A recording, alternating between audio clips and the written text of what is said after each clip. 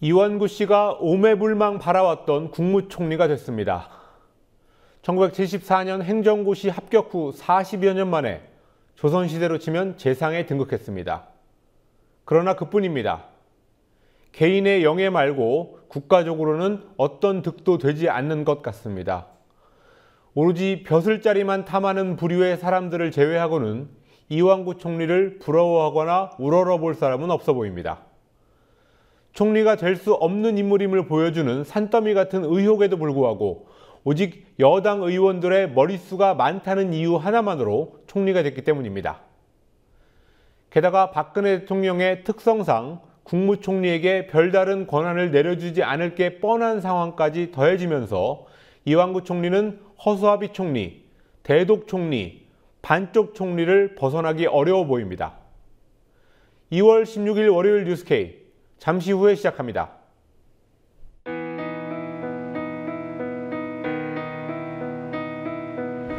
(1960년 4월 19일) 당시 언론은 빨갱이 데모라고 했습니다. 지금 우리는 혁명의 역사로 기억합니다. 1980년 5월 18일 당시 언론은 불순분자의 폭동이라 했습니다. 지금 우리는 독재에 항거한 정의의 역사로 기억합니다. 1987년 6월 10일 당시 언론은 대학생 가두 시위라 했습니다. 지금 우리는 민주주의를 쟁취한 감격의 역사로 기억합니다.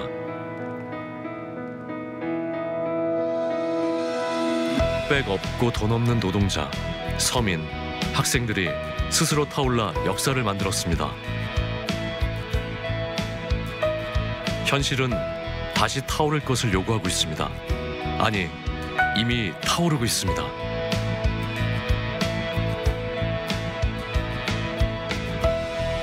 빨갱이를 종북으로, 불순분자를 외부 세력으로, 언론은 말만 바꿨을 뿐 역사를 부정하고 있습니다. 2014년 4월 1일 국민TV가 개국한 이유입니다. 국민TV는 역사를 역사로 기록하겠습니다.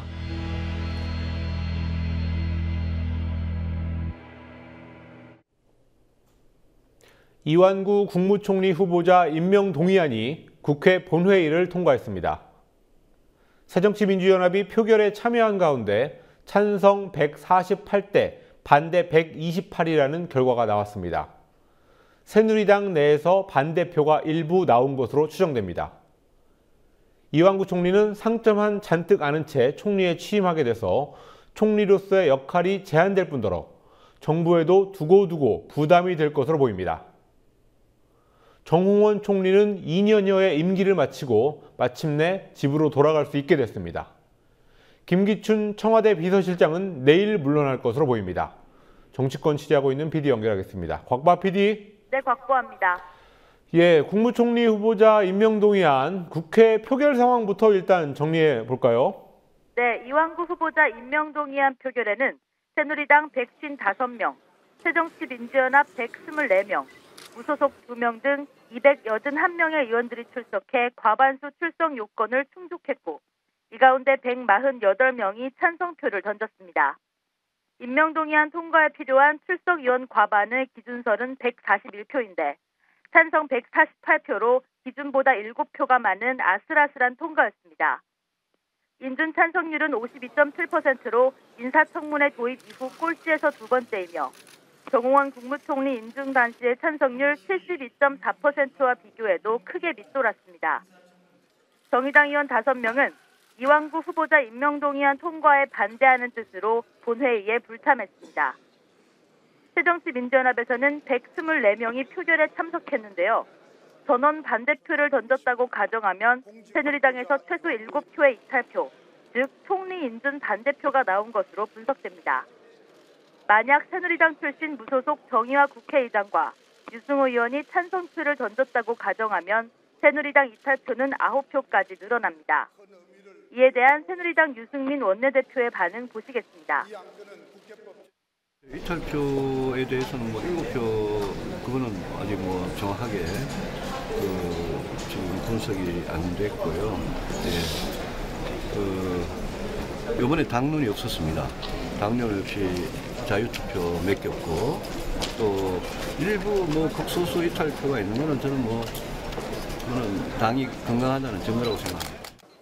김무성 대표도 의원 개인의 소신이 발휘된 것은 민주정당으로서의 면모를 보여준 것이라고 주장했습니다.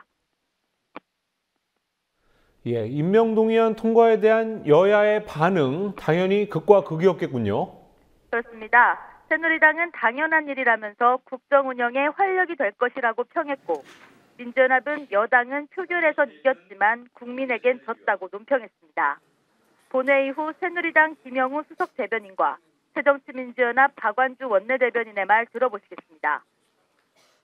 여야가 합의한 대로 오늘 국회 본회의가 열렸다는 점에 대해서는 너무나 당연한 일이지만 무척 다행스럽게 생각합니다. 이제는 그간의 국정 공백을 마무리하고 앞으로 나아가야 합니다. 표결에서는 승리했지만 국민에게는 졌습니다. 국민이 승리했습니다. 국민의 절반이 부적격이라고 믿은 만큼 신문 총리가 되지 않을까 우려스럽습니다.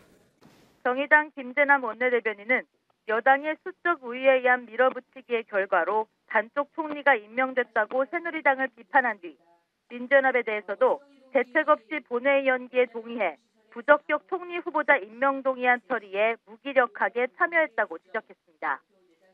주말에 의원 총동원령을 내린 새누리당은 오늘 본회의 전에 의원총회를 열어 표 단속을 했고 민주연합은 의원총회에서 토론을 벌인 끝에 표결에 참석하되 의원들 소신에 맡기는 자유투표로 진행하기로 의견을 모았습니다.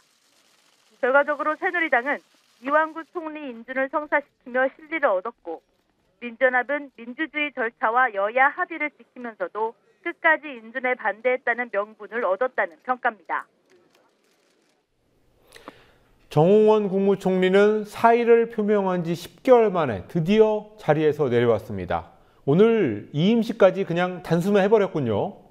네, 정홍원 총리는 국회에서 이완구 총리 후보자 임명동의안에 대한 표결이 한창 진행되던 중인 오후 3시쯤 정부 서울청사에서 이임식을 열고 총리직에서 물러났습니다. 정홍원 총리는 지난 2013년부터 2년여 동안 총리직을 수행해왔으며 지난해 4월 세월호 참사에 대한 책임을 지고 사의를 표명했지만 후임 총리 후보 2명의 잇따른 낙마로 자리를 떠날 수 없었습니다. 이완구 후보자 임명동의안 국회 통과로 이르면 내일 개각이 이뤄질 것으로 예측되고 있는데요. 내일 오전 열리는 국무회의에 이완구 신임 총리가 참석해 장관 인사에 대한 제청을 한 후 개각을 발표할 것이란 전망이 나오고 있습니다.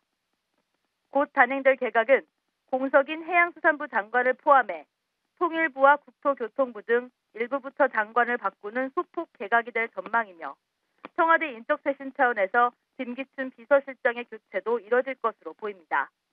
지금까지 국민TV 뉴스 곽보아입니다.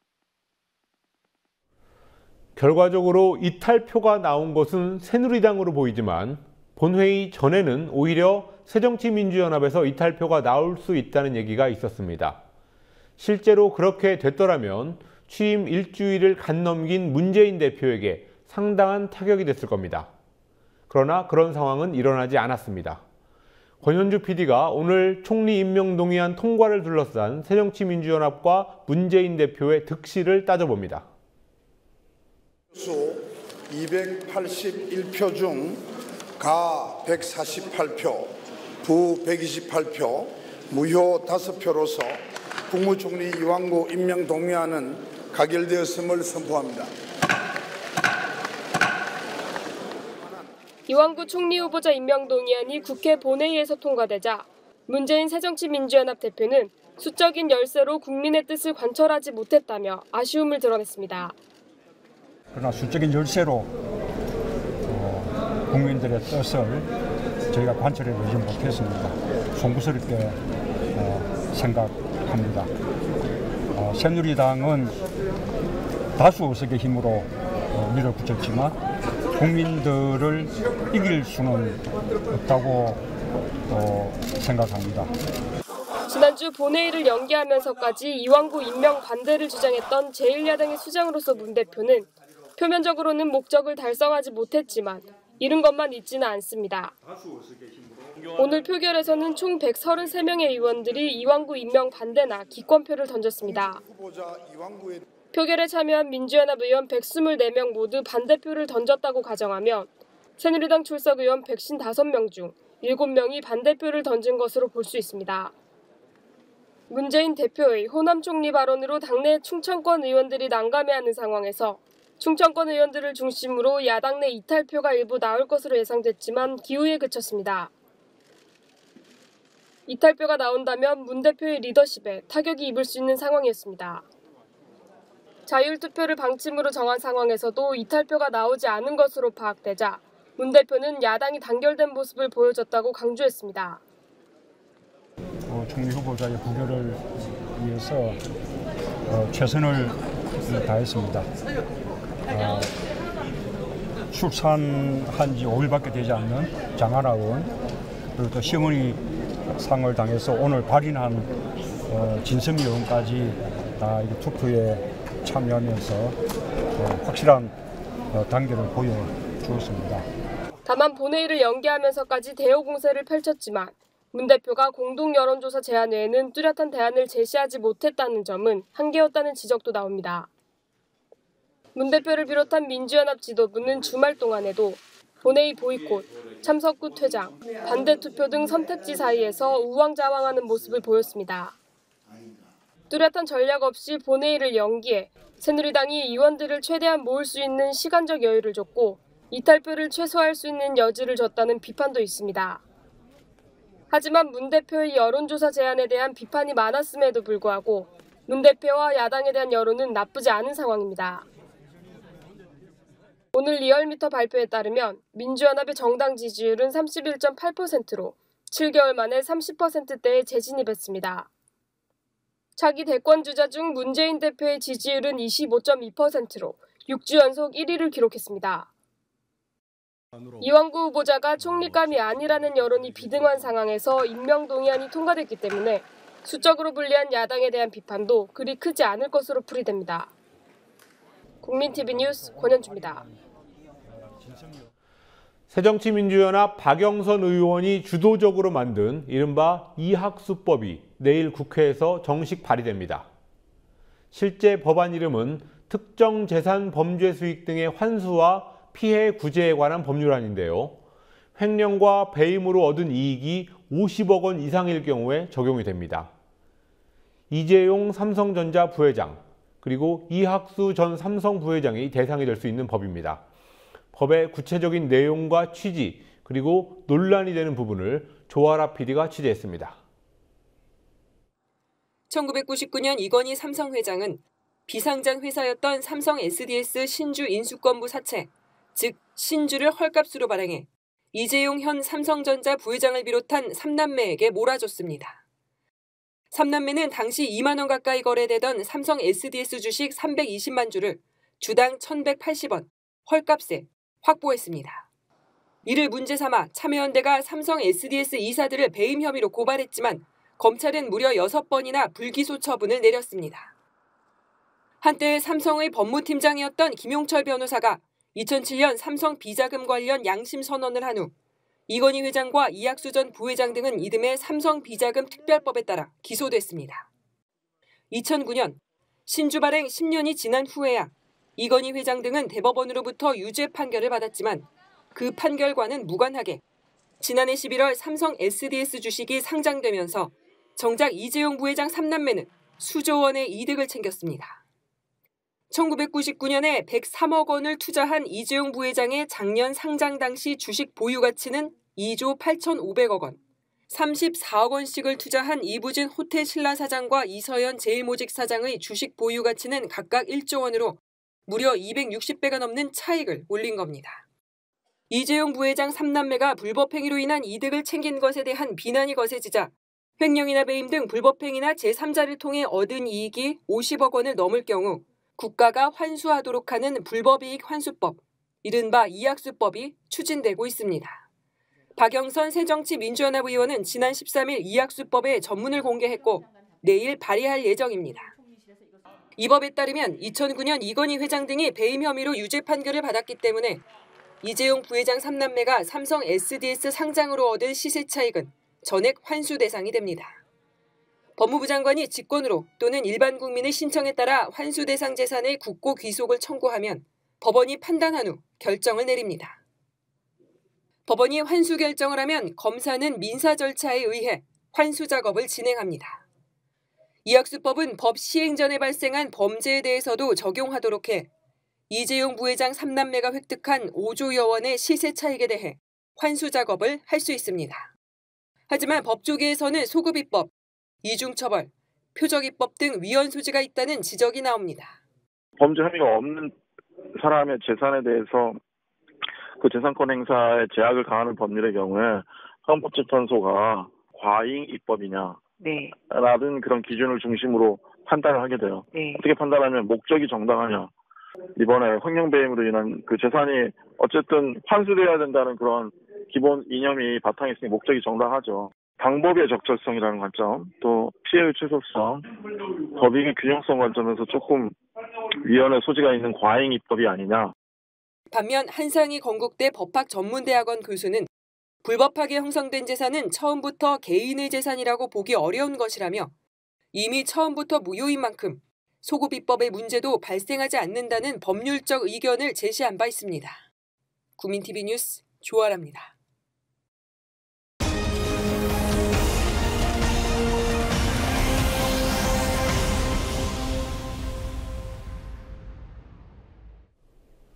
지난주 토요일 진도 팽목항에서 열린 세월호 인양 촉구 범국민대회에는 3,500명, 상당히 많은 시민들이 참석했습니다.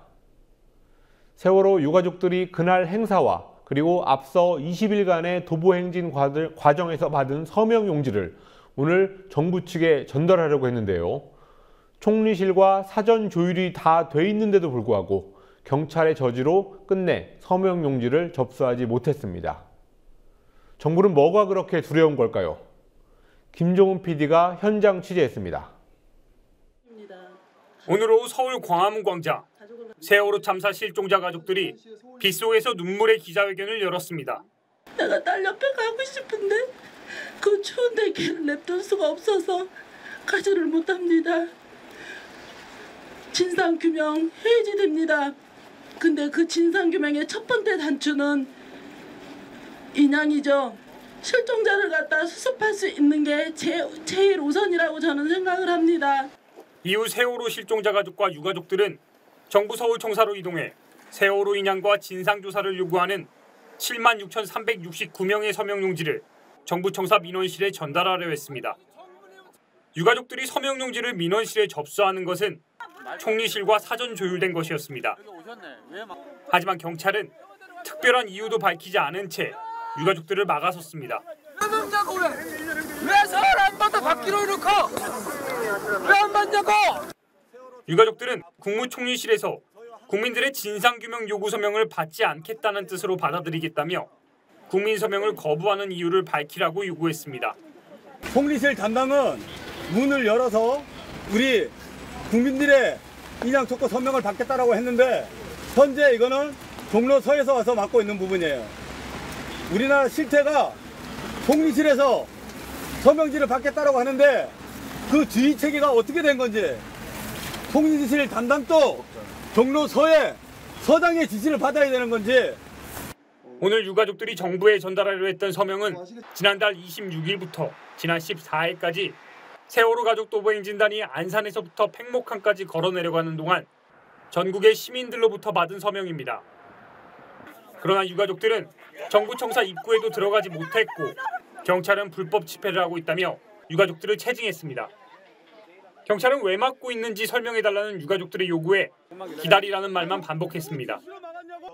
한편 지난 토요일 3,500여 명의 시민들이 참석한 팽목항 범국민대회를 계기로 야당들은 세월호 인양과 조사특위 정상화를 요구하는 목소리를 높이고 있습니다.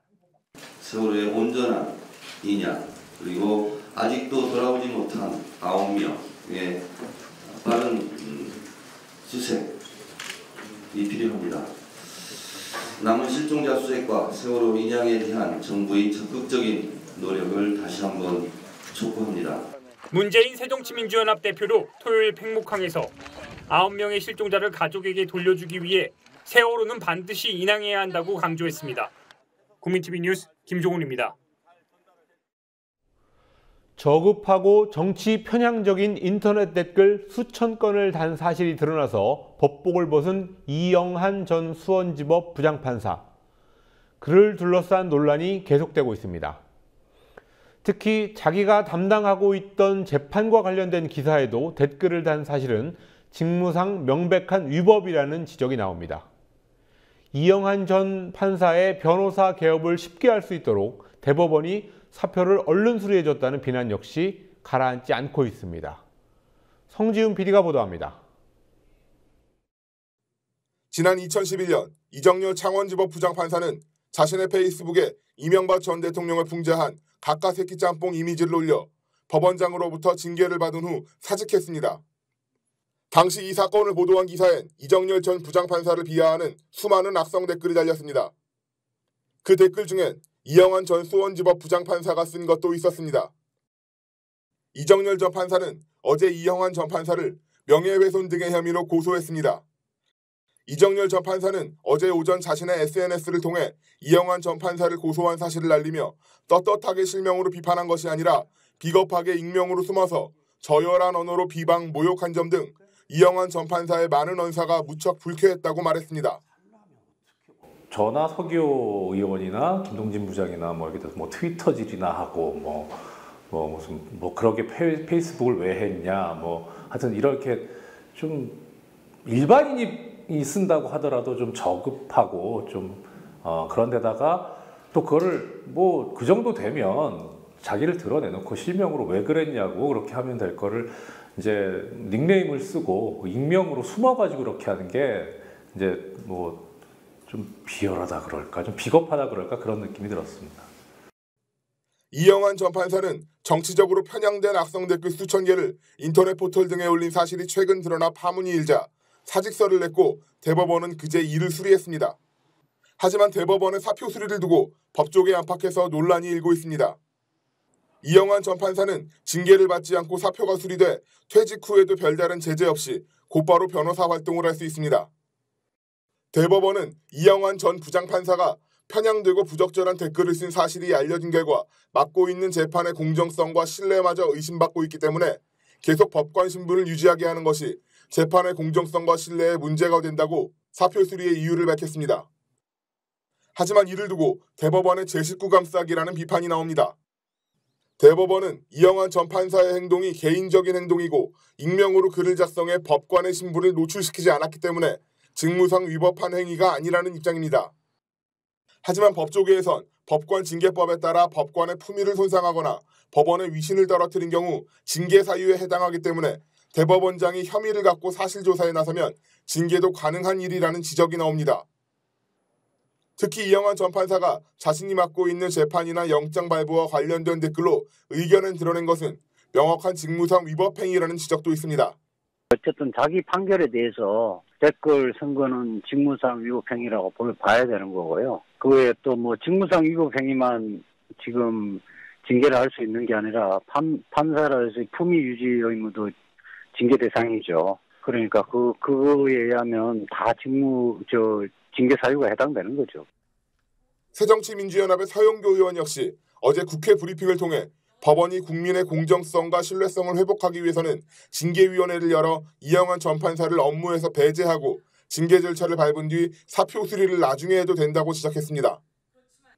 이정열 전 판사 역시 자신의 고소는 이영한 전 판사만이 아닌 대법원에 대한 문제 제기라고 말했습니다. 자신이 이명박 전 대통령을 풍자하는 이미지를 SNS에 올려 경고를 받은 경우와는 사뭇 다른 대응이라는 지적입니다. 그것은 대법원이 그 사건을 처리를 하면서 형평을 잃고 또 그분이 달았던 이런 댓글의 내용들이 현 정권의 부합하는 주장이나 어떤 생각에 부합하는 그런 내용들이었었거든요. 그래서 그런 사람을 감싸는 그런 내용, 그런 방식으로 업무를 처리를 하니까 다른 것보다 저랑 같이는 안 하더라도 그래도 어느 정도 신용은 해줘야죠. 아, 옛날에 이런 선례가 있었는데 얘는 뭐 징계 얼마 받았었고, 그리고 또 뭐 임지도 뭐 정말 뭐 서울에서 제일 먼 데로 보내고, 담당 업무도 정말 뭐 저기 이상한 것만 시키고, 그렇게 막 온갖 걸로 다 괴롭혔거든요. 하지만 한쪽에선 이영환 전 판사의 사표를 수리하는 것이 오히려 적절한 대응이었다는 주장도 있습니다. 법관은 탄핵이나 금고 이상의 형을 받지 않는 한 파면되지 않기 때문에 징계 절차 중에 이영환 전 판사가 사표를 철회할 할 경우 퇴직시킬 방법이 없다는 것입니다. 하지만 이 같은 주장에 대해서도 이정열 전 판사와 이재화 변호사는 모두 대법원의 결정을 옹호하기 위한 말장난에 불과하다고 반박했습니다. 징계 절차를 모두 밟은 후에 사표를 수리할 수도 있고, 이정열 전 판사의 고소에 의한 재판 결과에 따라 파면도 가능해질 수 있기 때문입니다. 국민TV 뉴스 성지훈입니다. 박근혜 대통령이 권영세 주중대사의 후임으로 김장수 전 청와대 국가안보실장을 내정했습니다. 세월호 참사에 대한 부적절한 대응으로 물러난 김 전 실장이 다시 기용된 것은 전형적인 회전문 인사라는 비판이 나옵니다. 최근에는 낙하산 인사도 논란이 됐는데요. 사실 낙하산은 현 정권 출범 이후 꾸준하게 투하되고 있습니다. 강신혜 PD가 보도합니다. 국가안보실 위기관리센터는 재난컨트롤타워가 아니다. 세월호 참사 8일째인 지난해 4월 23일 구조 실패에 대한 청와대 책임론이 제기되자 당시 청와대 김장수 국가안보실장은 이 같은 반박성 해명을 내놓았습니다. 청와대는 며칠 뒤 재난컨트롤타워는 국무총리와 안전행정부 장관이라며 국가안보실이 재난컨트롤타워가 아니라는 김장수 안보실장의 주장을 뒷받침했습니다. 김장수 전 안보실장은 김기춘 비서실장 등과 함께 박근혜 대통령의 절대적인 신임을 받는 인물로 꼽힙니다. 그러나 이 같은 책임 회피성 발언에 대한 여론의 비난이 거세지자 5월 22일 김장수 안보실장은 자리에서 물러나게 됐습니다. 하지만 그로부터 9개월도 못 돼 김 전 안보실장은 다시 대통령의 부름을 받았습니다. 핵심 외교 포스트라 할 수 있는 주중 한국대사 자리에 내정된 겁니다. 이를 두고 박 대통령의 인사 스타일, 같은 사람만 계속 쓰는 회전문 인사, 그리고 보훈 인사의 성격이 겹친 것으로 보인다는 분석이 나옵니다. 군 출신으로는 최초로 중국 대사를 맡게 된 김내정자에 대해 업무 적합성 문제가 제기되고 있습니다. 김장수 전 안보실장은 2008년 총선 때 새누리당 전신인 한나라당 비례대표 공천을 받아 국회의원을 지냈고 2012년 대선 당시 박근혜 캠프의 국방안보 추진단장을 맡아 국방, 안보 분야의 공약 수립을 주도했습니다. 이후 대통령직 인수위원회, 외교, 국방, 통일분과위 간사로 참여했고 현 정부 출범 후 초대 청와대 국가안보실의 사령탑으로 임명됐습니다. 한편 전직 청와대 수석들이 최근 공공기관의 수장 자리에 내정되면서 박근혜 정부의 낙하산 인사는 계속된다는 비판이 나오고 있습니다. 박준우 전 정무수석은 지난 4일 세종재단 이사장으로 선임됐습니다. 박 전 수석은 재단 이사장으로 선임된 자신의 거취에 대해 박근혜 대통령이 직접 결정한 일이라고 말한 사실이 알려져 낙하산임을 스스로 인정한 바 있습니다. 박상도 전 민정수석은 지난 3일 법무부 산하 대한법률구조공단 이사장으로 내정됐습니다. 국민TV 뉴스 강신혜입니다. 함께 만드는 언론 미디어 협동조합 여기는 국민TV 함께 만드는 언론 미디어 협동조합 여기는 국민TV.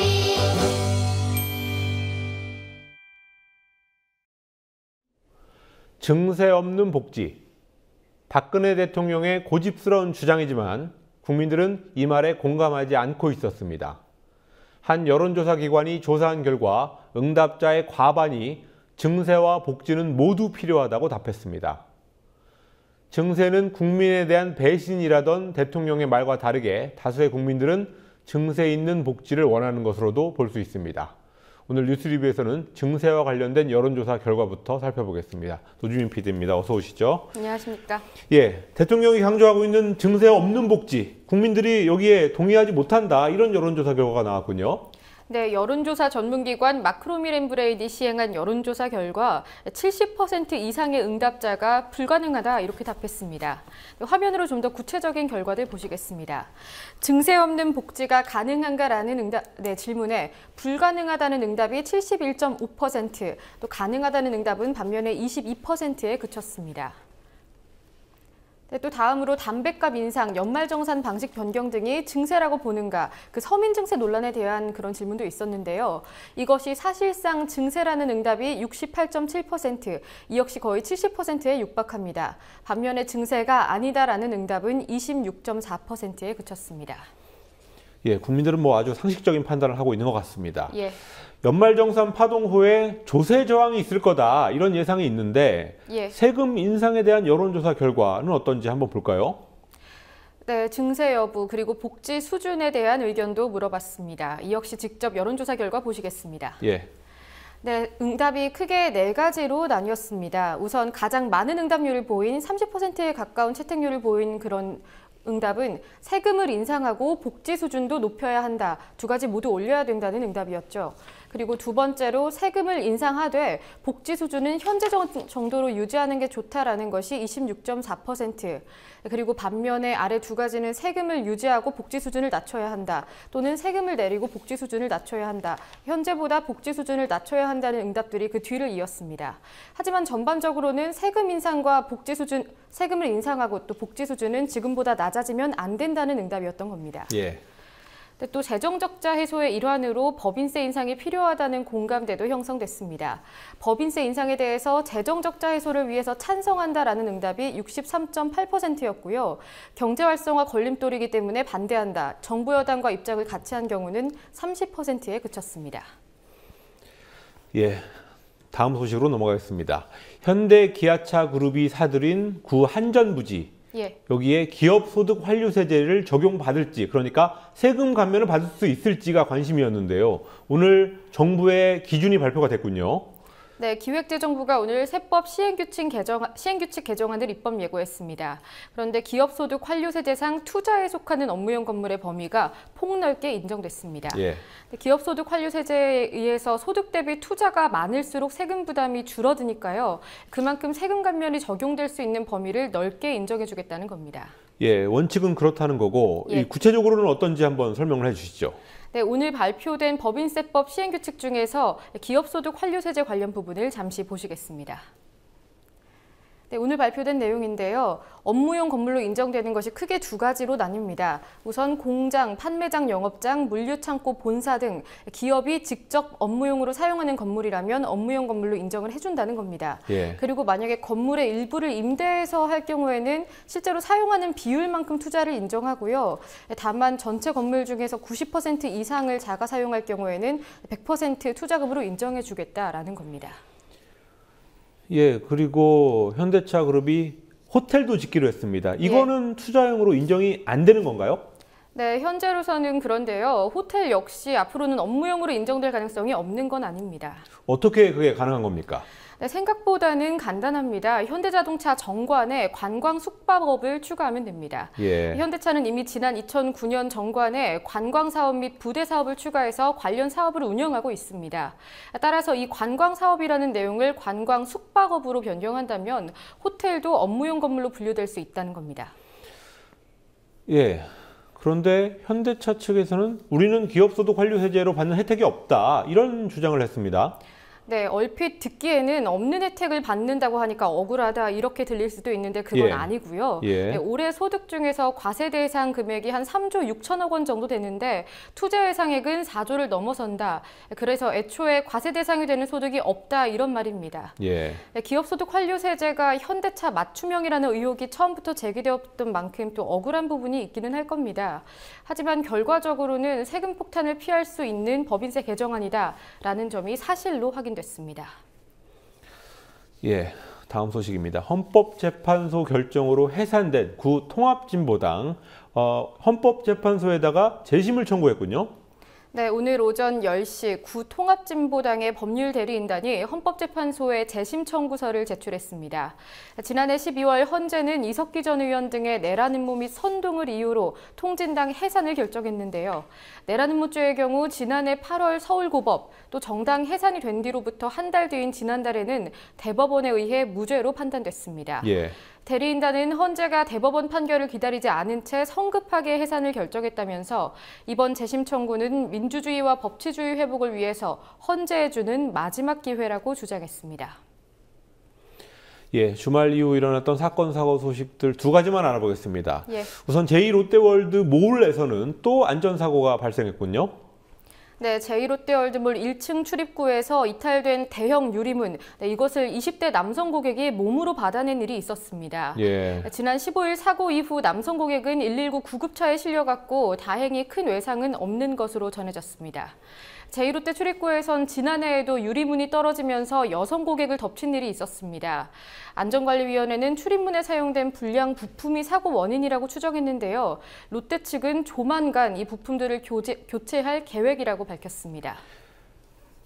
예, 그리고 끝으로요. 대학 내에서 성폭력 사건이 있을 때마다 대학들은 주로 쉬쉬하는 모습을 보여줬었는데, 근데 한 대학에서 총장이 직접 문제 교수를 고발한 일이 있었군요. 네, 덕성여대 박상임 총장 명의로 성추행 혐의의 교수를 경찰에 고발한 일이 있었습니다. 예. 피해 학생은 지난해 12월 학내 상담센터를 통해서 교수로부터 성추행을 당했다, 이렇게 신고를 했고요. 또 신고를 접수하고 대책회의를 연 학교 측은 가해 교수를 즉시 직위 해제하고 징계위원회에 회부했습니다. 문제의 교수가 피해 학생과 계속 대면하는 일이 없도록 신속하게 처리한 겁니다. 해당 교수는 술은 마셨지만 성추행은 하지 않았다, 이렇게 주장을 하고 있고 조만간 두 번째 경찰 조사를 받을 예정입니다. 예, 뉴스 리뷰 노주민 PD였습니다.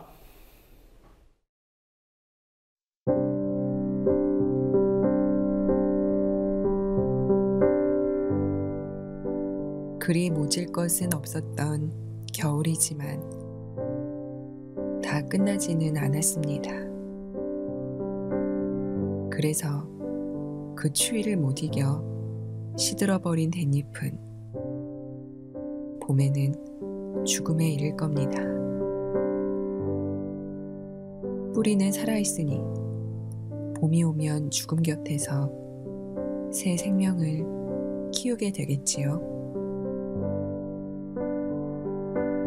총리가 되겠다는 사람이 그렇게 많은 비리와 허물을 크게 부끄러워하지 않고 그런 자를 총리로 삼자고 드는 의원들도 많습니다.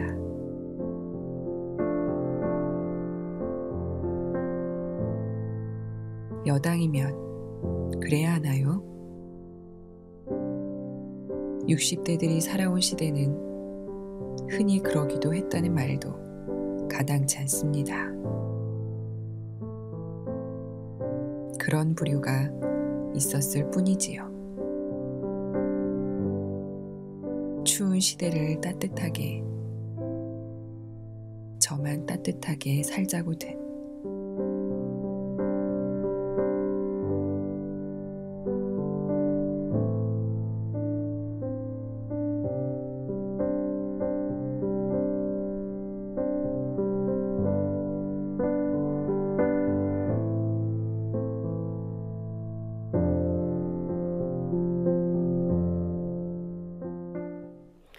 (2월 16일) 뉴스K 마치겠습니다. 시청해주신 여러분 고맙습니다.